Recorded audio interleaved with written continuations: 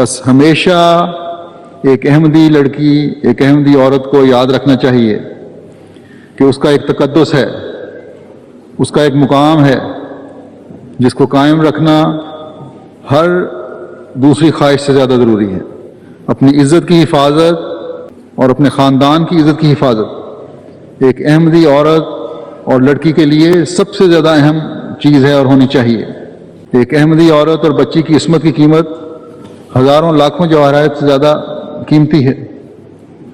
بس اس کی حفاظت کرنا اور اس کی حفاظت کے طریق جاننا ایک احمدی عورت اور لڑکی کے لیے انتہائی ضروری چیز ہے، بلکہ فرض ہے۔ بس ہمیشہ یاد رکھیں کہ ایک احمدی لڑکی اور ایک احمدی عورت نے اپنی حیا کی حفاظت کرنی ہے، اپنی عصمت کی حفاظت کرنی ہے، اپنے تقدس کو قائم رکھنا ہے۔ اور یہ پاکستانی کلچر نہیں ہے بلکہ اسلام کی تعلیم ہے۔